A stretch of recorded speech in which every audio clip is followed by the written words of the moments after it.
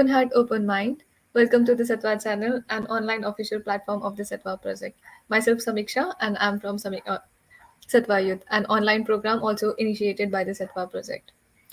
So today we are going to have a small talk and small session with Myong An Sunim and also a meditation session. So as usual, before we begin our program, let me invite Brother Chong on the screen. Hi, Swiksha, and everybody who's watching on YouTube as well as Facebook. Welcome to our guided Zen meditation session today. Please do like and share so that more people can benefit. And also those on YouTube, please don't forget to subscribe as well. Back to you, Samisha. Thank you, Brother Chong. So let us get introduced to today's program. Today's program is entitled Compassion for Yourself and Difficult People, Guided Zen Meditation, guided by Myong An Sunim.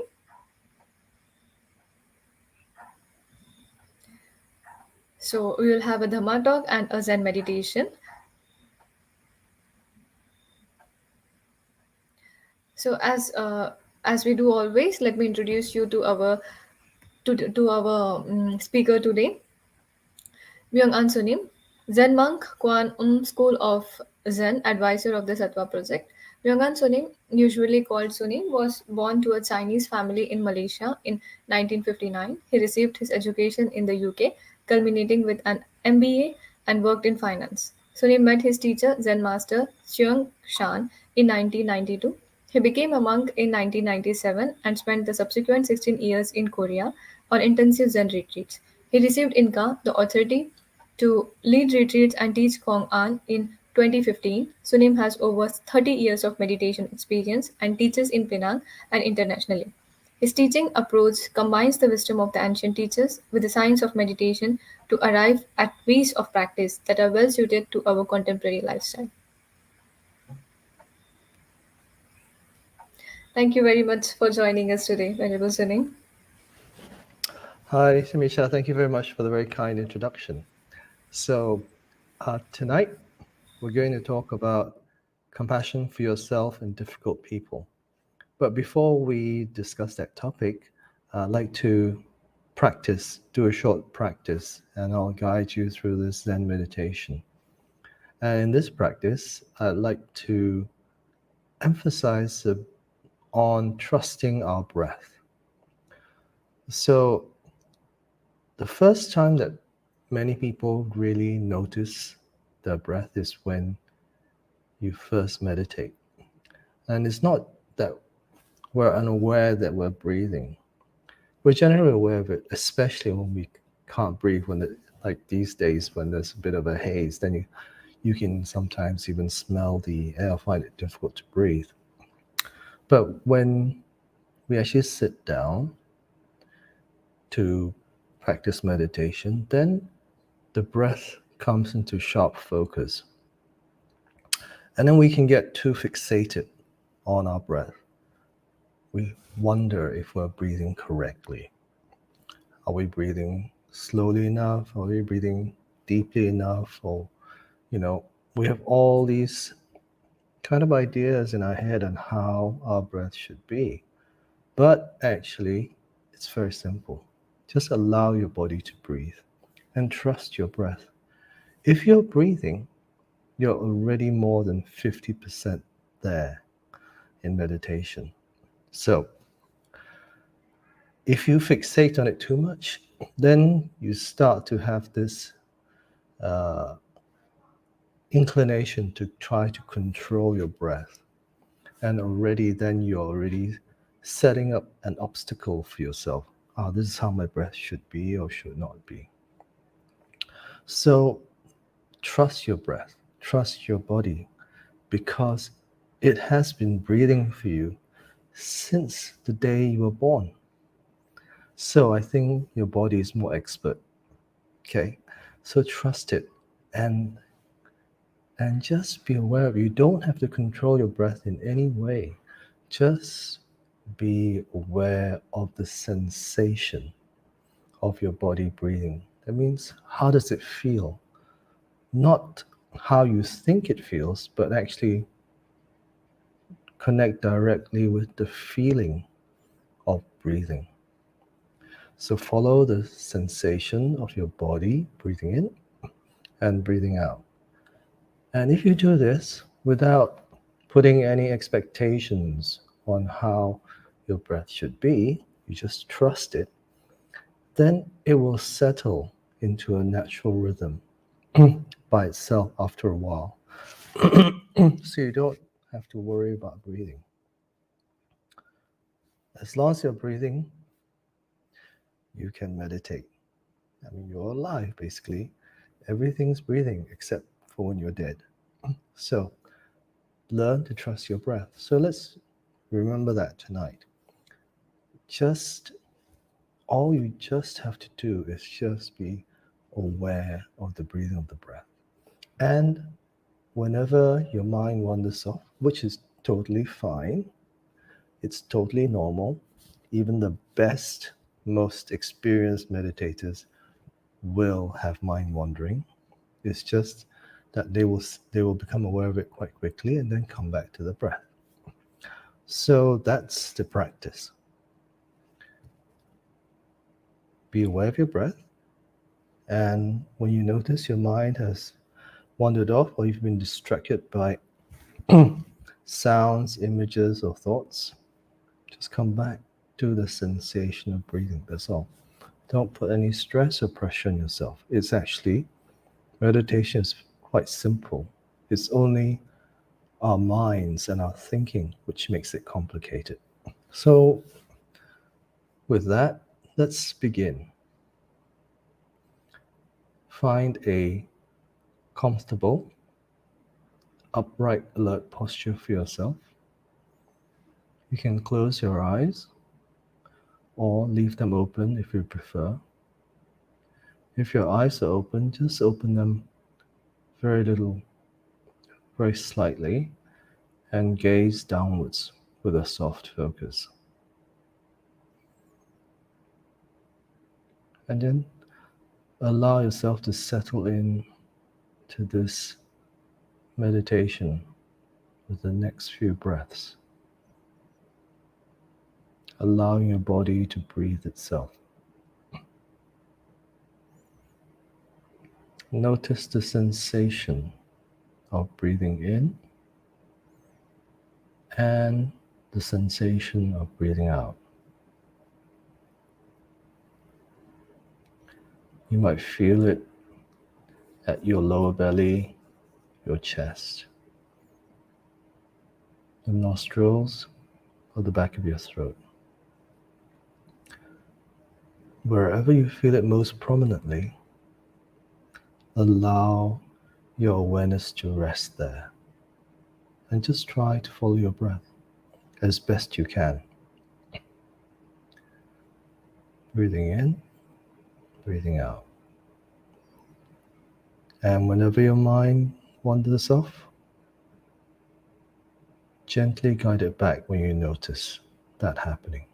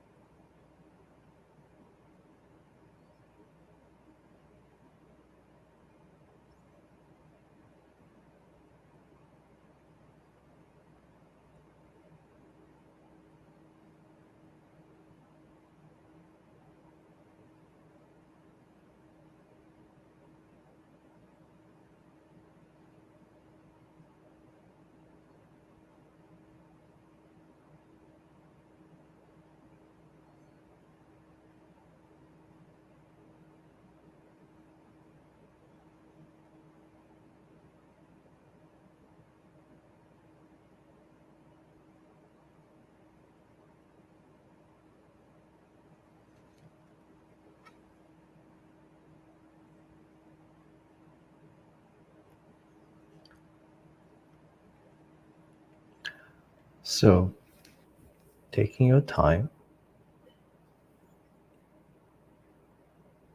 slowly open your eyes and bring your attention back to the room and your surroundings again. So, thank you very much for your practice. So, we're going to continue with our talk about compassion for ourselves and difficult people. So, if you spent some time in Tibetan temples where there are a number of monks or nuns, then you may come across them in a Dharma debate with each other. One is sitting down and the other one is standing above him or her. And then the one standing is asking a question. And if the one seated doesn't give a good answer, the standing one kind of like claps their hand, kind of like this, opens wide and claps. It's like the jaws of a crocodile. And it's actually quite interesting to watch. But this is also like a metaphor for how we often talk to ourselves in a unhealthy way. Being we are both the person sitting down and the standing critic. So it's like having a friend who shadows you 24/7, standing just behind you, behind your shoulder, and is ready to sort of jump on every perceived mistake of some perceived idea, failure to achieve your targets. So this friend is always, saying negative things to you. You're not good enough. Oh, you're not smart enough. Why are you so stupid? Or you're not thin enough or fat enough or not tall enough or pretty enough and so on. Everything is you're just not blah blah blah enough. Okay. So you can fill in your own words in the blank. And I think we all know this. We often make a point of criticizing ourselves to try to push ourselves to do better. And we think that actually leads to a more positive outcome. So anyway, we have this critic. We carry this critic inside our head all the time. And for those of us who are quite self-critical, then this critic is never satisfied, no matter how well we do. So we've all had this experience of this negative self-talk and this inner critic, this voice that just doesn't stop criticizing us. And we don't realize that it's causing us suffering. And sometimes suffering for other people too. Someone called it an internal cattle prod. A cattle prod is like this electrically charged rod, which farmers, I think, in the US use to sort of give a shock, a very sharp shock, strong shock to cattle, to their cows, to get them to go where they want. Especially when they want to send them to the slaughterhouse. So we do this to ourselves, and some people think actually that if you're not hard on yourself, you won't achieve your goals because you're just being too easy on yourself. You've got to really be hard on yourself. And then that's when all this self-criticism comes in. It becomes like a self-directed aggression, like really, some people really talk very, very badly to themselves, You're so stupid, why can't you do better? Look at John over there or Jane, they're doing so well, they're so smart, blah, blah, blah, blah, blah. So I also was like that when I was younger, at school, uh, football, Americans call it soccer, it was very big. And everybody who was good at football was automatically quite popular. So I wanted to be good at football, but I wasn't very good at it at all. So I couldn't really kick the ball very well. It never used to go in the direction I wanted it to go. It always went in some other direction except where I wanted it to go. So then I was always giving myself a hard time. So why are you so useless? Look at all your friends. They're so good. And is there something wrong with my feet, my body, blah blah blah? So I was giving myself a hard time because I wanted to be good at football because I wanted to be popular at school. So, but I never got better. So that was just something that I had to live with. But it was, I gave myself a really hard time. And whenever I came to playing football, I wanted to play, but I was also very anxious because I knew I wasn't going to do very well. So, when we turn to the science, what does it tell us about self criticism?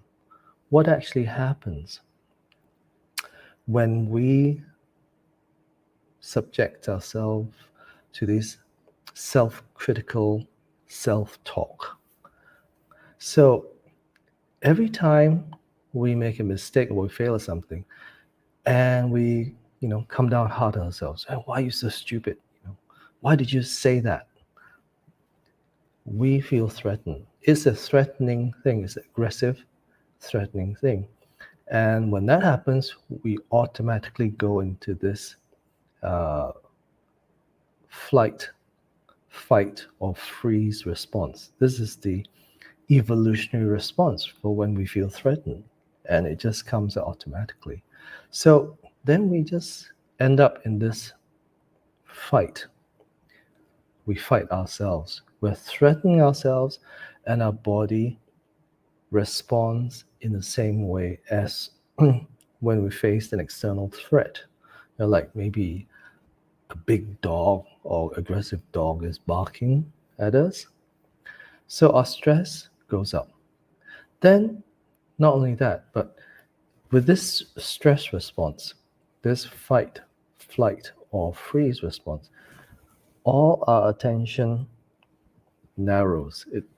It just becomes, you're not no longer aware of the bigger picture. It just becomes very focused on actually the source of the threat. So then we just pay attention to the things which we are criticizing ourselves about. And if we do this for a long time, then it can really act against our ability to function properly in our lives. It can impair us and, of course, cause us to suffer. So, how can we get out of this kind of self-critical kind of thinking? Very simple. It is com- trying to practice compassion for ourselves, self-compassion or self-kindness. Now I know when I first heard it, and many of you, when you hear it, will think, that's very woo-woo. Self-compassion. That doesn't sound very workable or very practical, but actually it is very, very practical. It actually works. So self-compassion is a practice of being kind and accepting of your own negative thoughts and to see them as thoughts, not to think of them as who we are. That means do not identify with your thoughts. They're just thoughts. They don't define who you are. like any thought just passes through your mind. If you don't hold on to it or attach to it, it just comes and it goes. So negative thinking about yourself is the same thing. Just see it. You know, it is very important because even the Buddha said this. He said, you can search the whole universe, the whole tenfold universe, and not find a single being more worthy of love and compassion than the one seated here, yourself. So the Buddha said, you are the most worthy being, the being that's most worthy of love and compassion. So, so when we look at it that way, we realize, self-compassion, not a weakness, is actually a strength. And this compassion is rooted in courage and generosity of spirit. And it enables us to thrive. So, this Charles Darwin, I'm sure you've heard of. He was the father of evolutionary theory, and often we think of him saying about survival of the fittest, but actually he talked about survival of the kindest, because this capacity to help each other, to feel warmth, to care for each other, actually helps our species to survive. If you think survival of the fittest, where everyone fights each other, like, the last one standing wins, it's very easy to see that actually our species will not thrive if we have that kind of mindset where we have this kind of enemy kind of mindset. Our neighbors are our enemy. Everybody else who lives around me, who's not my family, is my enemy. And everybody is fighting everybody else. That doesn't work. We all have to cooperate and care and help each other for our societies to actually thrive. So it's survival of the kindness. So this self-compassion helps us all to survive. And the benefits are that there are many benefits to self-compassion, but some research done with students at University of California in Berkeley found that self-compassion is the best way to achieve better academic results. And also people who are more self-compassionate tend to have greater happiness, life satisfaction, motivation, better relationships, physical health, and also less anxiety and, and depression. So, what kind of practice can we do to cultivate this self-compassion? Well, a very, very classic practice, metta meditation, or also called loving kindness meditation. That improves your self-compassion as well as compassion towards others. I mean, just think about how you would talk to a friend who made a mistake or is going through a hard time. Would you, say all these harsh words to them? Probably not. So try to remember to talk to yourself in the same way. You can take a self-compassion break. When you feel like, I really messed up today, then just say, this moment is a moment of suffering for me. But suffering is the part of life, just as the Buddha taught. So may I be kind to myself. So if you just remember that, moment of suffering is a part of life.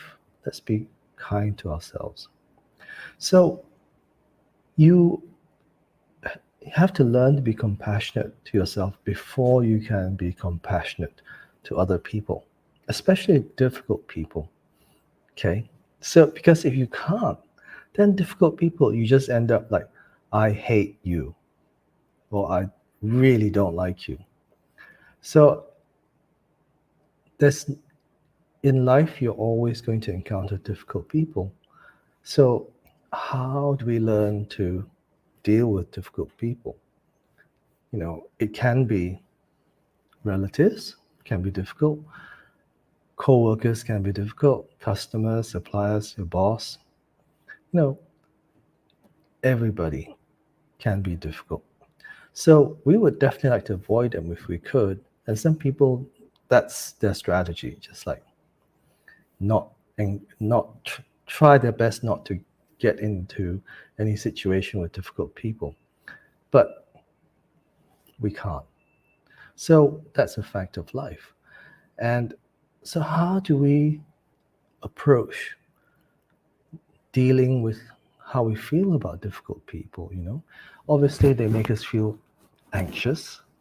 Maybe they make us feel unhappy, make us feel as though I don't want to be in the same room as you. Okay.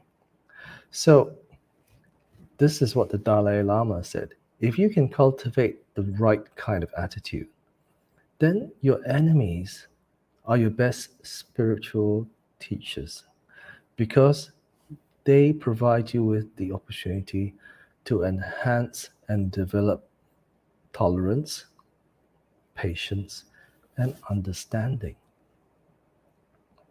So Zen Master Song San also said something very similar. He said, somebody who praises me with nice words, yeah, okay, not so interesting. But someone who criticizes me, that is good medicine. So, how do we learn to develop compassion for difficult people? Or why should we learn to develop compassion for difficult people?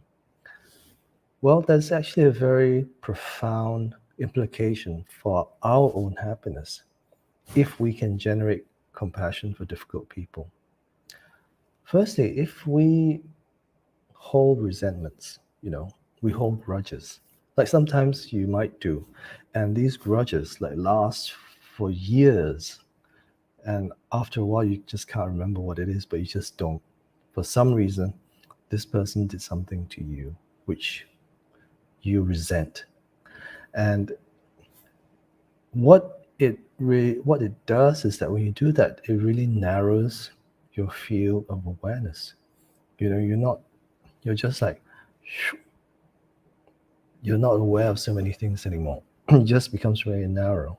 So when your field of awareness narrows, you're less likely to notice any positive things about the other person because you are so consumed by what you see as their shortcomings or their awfulness. There's just an awful person. And you just focus on the negative things, but you don't see maybe this person volunteers at an old folks home or uh, orphanage, or they do many charitable things, but you just like boom, focus on that negative thing. So then when you do this, you reinforce your negative thoughts, and it becomes this self-reinforcing negative cycle. And then we make suffering for ourselves. Because every time you think about the thing that made you resent them, you actually relive it. It is very, very uh, clear from the science. It's like people who have been in war situations, the soldiers, come back and they have PTSD, post-traumatic stress disorder. And when they have a flashback of whatever awful thing happened in the war, they actually are living it. They basically feel like they're in that situation all over again, and sometimes awful things can happen. So same thing happens to us when we think back on a negative event, we relive it. Our whole body relives it. So one very good example to look at someone who can kind of have compassion for others is the Dalai Lama. I mean, just he talked one time. I saw him on a talk, and he talked about the Chinese government who invaded Tibet. He was the like the spiritual and also the uh, country leader of Tibet. And in 1959, he had to escape. So he said after taking over Tibet, the Chinese government really tried to suppress Tibetan culture and tried to destroy it. But when he was asked, "Do you feel angry towards the Chinese government? Do you feel resentful?" Then he said he felt more sympathy and concern towards them because of their negative, selfish thinking. No anger, no resentment. So he said, if we all had a sense of warm-heartedness towards each other in the world, we would have world peace. No more war. It's when we hold the resentments, I'm right, you're wrong, or you did something to hurt me and I resent you for that, then we're always in conflict. So when we hear the Dalai Lama talk about it, sounds wonderful, but also sounds very difficult to achieve for us ordinary mortals who have not had the benefit of his practice, his wisdom. But so can we do that? So before I answer that, let's think about the flip side of this, where we continuously hold resentments and grudges against someone else. Then your mind is always filled with negative thoughts of anger and dislike whenever you bring that person up or the event. And maybe you might even hate them. So every time you encounter them, these negative thoughts come up. And then they may not even be aware of it. For them, it just may have passed already. So just think how toxic it is for your own well-being, your emotional and mental well-being, to keep this negative and unwholesome thinking going. So just ask yourself, would you like to be friends with someone who has all this toxic thinking and negative energy towards somebody else? Would you? So what can we do to change this mindset? So we're not trying to be like an angel and be like peace and love, to everyone. So more realistically, we just need to cultivate and practice tolerance for difficult people and not harbor ill will towards them. So we don't want to get caught up in this kind of what the Germans call Schadenfreude, which means taking pleasure in someone else's misfortunes. So can we get to the point where we can just tolerate the person or the company of this difficult person in our lives? And we can. And we can do that through, again, the same kind of loving kindness or metta meditation. Because in this practice, we offer these good wishes to ourselves, people we like, neutral people, people we dislike or find difficult, and eventually to all beings. So it is a practice, so it's not going to happen overnight. But when you practice more, then you'll find yourself more able to accept the difficult people in your life. So you can also think of yourself as a driver of a car, and your emotions are like this person in the back seat, or like children in the back seat, and they can get really loud. That person there, just that person we're passing, we really don't like him. It's like this animation, Inside Out. Somebody's sort of driving your mind. Then everything gets triggered. Like the angry person comes out, or this kind of hateful person comes out. So if you're an adult, you don't want people in your back seat driving the car. You want to be the one who's in control. So, with loving kindness practice, you can calm the child or the person in the back down and say, "Hey, I'm driving the car, not you." So, one last story. Like, as we talked about the Dalai Lama, he had to escape Tibet, and in 1959, to escape to India to avoid the Chinese invasion. And then basically he lost his country. He was in exile. He became a refugee. And very fortunately, the Indian government allowed him to stay as a guest in their country. So then he set up this kind of center in Dharamsala, his temple, and began to take care of many of the other Tibetan refugees that were, leaving Tibet because of the invasion. So when he escaped Tibet, there was an old monk he was very close to, named Lopon La, and he didn't manage to escape. So the Chinese caught him, the Chinese soldiers caught him, and imprisoned him for 18 years, sometimes in solitary confinement.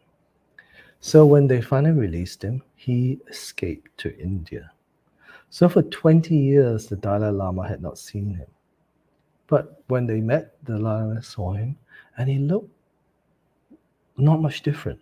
I mean, a little older, but not much different. Physically, okay. His mind was still very clear, very sharp. Even though he had served 18 years in prison, you cannot imagine that. He was a still very gentle old monk. So the Dalai Lama was very concerned. What happened to you? What happened to you in prison? You were there for so long. So he said, well, the Chinese tried to force me to denounce Buddhism.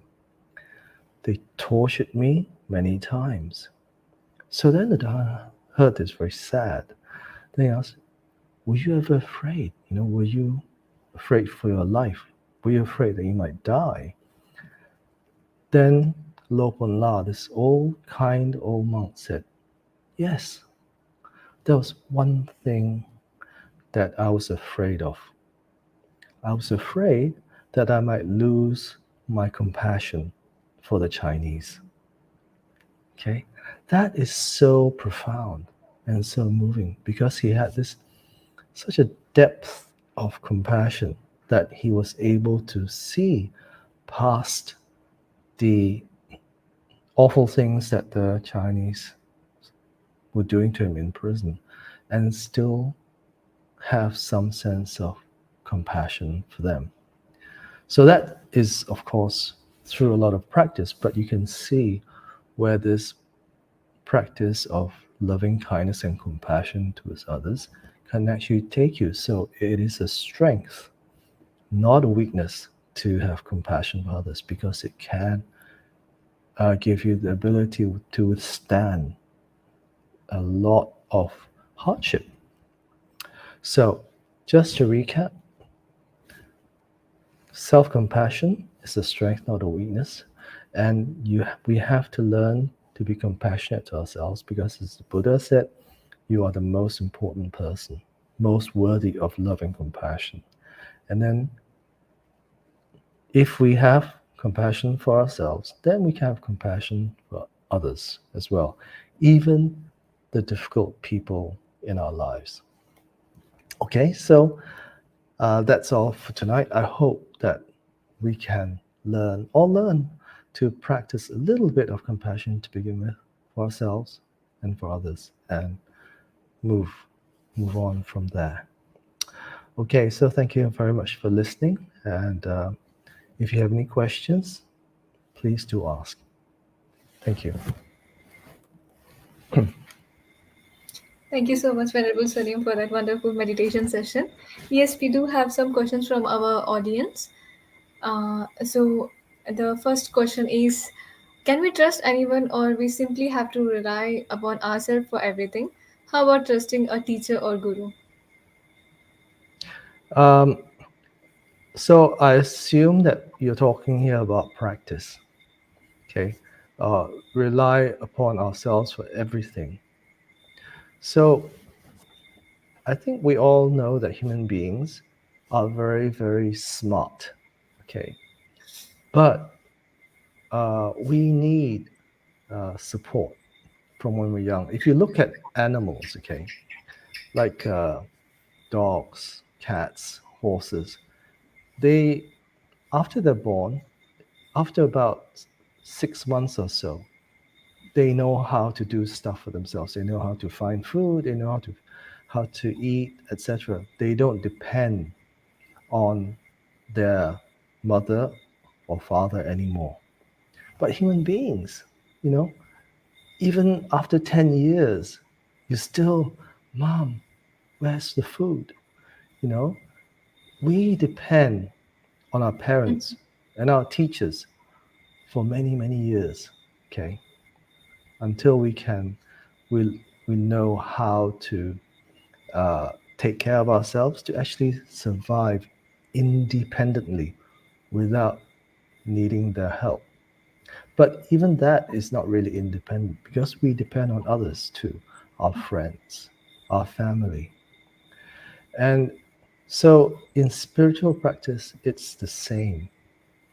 You know, you could, if you want, uh, go and try it out for yourself, go to and read something about meditation or whatever, and then go practice. But even the Buddha, he had to go through two great teachers first before he went into the forest to practice, not by himself, but with his five other friends, so that he was always practicing in a group until eventually they thought he wasn't being strict enough, and then he went off to practice on his own. But we depend on others, teachers, friends, to help us. So when you want to learn something, and meditation is something that is very simple, but also not easy to master because it is quite profound, then you need a good teacher. Okay, you need a good teacher, somebody who can guide you. That's like when you become a monk or a nun, then the precepts say you have to stay with your teacher for 5 years. It's like, what? 5 years. So yeah, but that's the reason for that is so that you learn from your teacher. Just because you cut your hair and change the clothes you wear doesn't mean that you automatically know how to practice or whatever. You're still the same person. It's only these clothes are different. That's all. Everything else about you is the same. Your habits, your mind habits. So that's why we need good teachers to guide us. And I was very fortunate to meet Zen Master Song San, and I learned so much from him. So a good teacher can really help you in your spiritual practice. You may be able to do it on your own. I'm not saying it's impossible, but you're gonna hit for sure roadblocks or whatever, and it may take you maybe several lifetimes before you figure out what is the right way to practice. So yeah, if you want to practice, I suggest find a good teacher. And by a good teacher, I mean someone that you actually connect with, someone who you can trust in their teachings, not because somebody else tells you, oh, this is a great teacher. You actually have to kind of get to know your teacher by yourself and then follow that teacher. Okay? We have another question by someone called Chong. How to trust the process of life? How to trust the process of life? You don't have a choice. That's true. So, there's this people throw this saying around, life is a terminal disease. Okay, Mm-hmm. there is only one basic solution to life, and that's the end of life, your death rate. There are two fixed. These are the two fixed points in anyone's life. Once they're born, one day you will die. I mean, you know, I am not trying to be morbid, but just dying is a natural process. Okay, so if we accept the fact that one day we have to give up this body, then we can begin to really live rather than to fear dying all the time, because you know it's there, whether you are afraid of it or whether you accept it as something that is going to happen, it's going to happen. So one time, uh, one of Zen Master Sung San's students had this big question about life and death, and he asked the Zen Master, "What is life and death?" Then Zen Master Sung San said to him, "We are life and death." Everything that is alive is life and death. That's so when we begin to see that and not be afraid of it and realize that life and death are actually the same process, okay, it's happening, then you can start to decide what is important in your life, what is really important, okay? Not what you think is important, not like becoming, I don't know, maybe becoming famous is important to you, having lots of power, lots of money, whatever. But really decide what is important in your life and then begin to do that. Because a lot of the time, what we're doing is chasing after things which our society tells us we need to have. So if you realize, okay, I, I really have only a limited amount of time on this planet, then better I do something worthwhile and meaningful with my life. So that when I get old, when I get to my 70s or 80s, and, I know that I'm coming to the end of my time on earth, I won't regret it. I won't feel like, I wish I'd done this, because one people work very hard these days. I see young people, middle-aged people, they're always working, working, working. But nobody, I don't think anybody, when it comes to the end of life, will say, boy, I wish I had spent more time in the office. I wish I'd spent and worked harder to earn an extra 100,000 or so. Nobody. But sometimes they'll say, I wish I'd spent more time with my family. I wish I'd spent more time with my children to see them growing up.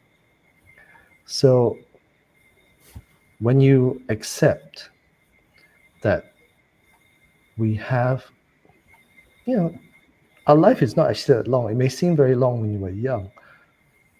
Then when you realize that, then maybe it will help you to prioritize what is important and really get to do that and really put your energy into doing that.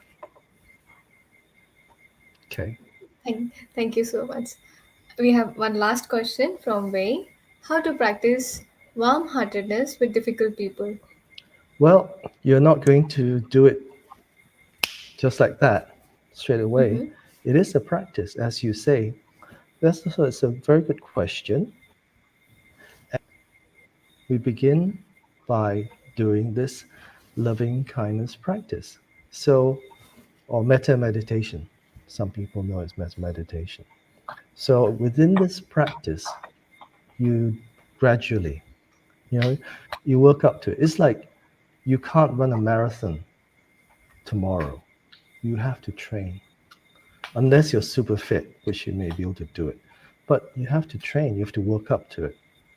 So in metta meditation, we first offer loving kindness wishes to ourselves and people we care about, people who've been kind to us. then to people that we're not really familiar with, then to a difficult person, slightly difficult, don't pick the most difficult person. Then after that, we offer loving kindness to all beings. So when you practice that regularly, then you begin to see, ah, everybody is basically the same in what they wish for. They want happiness, they want people to treat them kindly, they want to have a kind of secure life where they don't have to worry about, food or somebody trying to uh, be violent towards them, and have a place to stay and where they can take care of their family.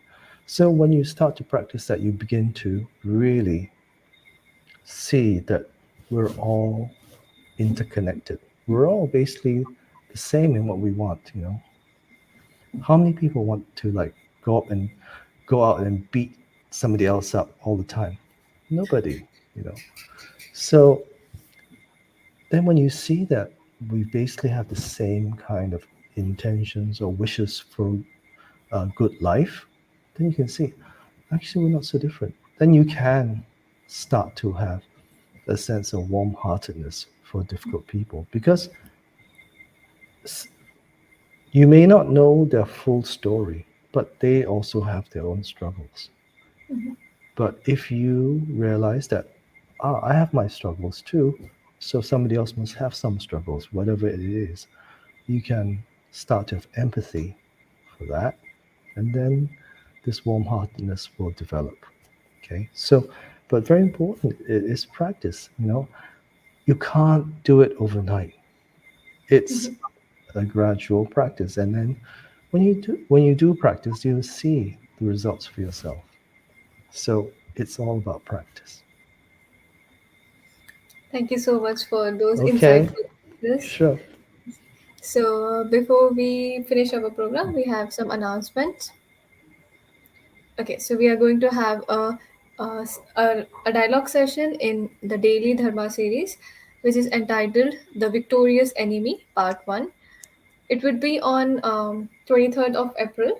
The contributors will be Bem Mitru and Vivek Sharma, will be moderated by Ram Narula. So please do join us on this program as well.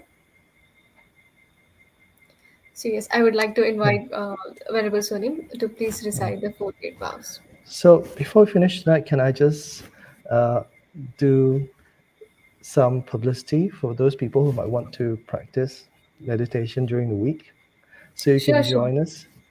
join us on Zen Space Penang Facebook page on Mondays and Thursday nights at 8:30 p.m. So you're all welcome. It's free and it's live streaming on Facebook. So if you want to practice some more, do join me then. So yeah, thank you for that. And four great vows. Please put your palms together. Sentient beings are numberless. We vow to save them all. Delusions are endless. We vow to cut through them all. The teachings are infinite. We vow to learn them all. The Buddha way is inconceivable. We vow to attain it. So may you all be well, happy, and safe. Thank you. Thank you, thank you so much.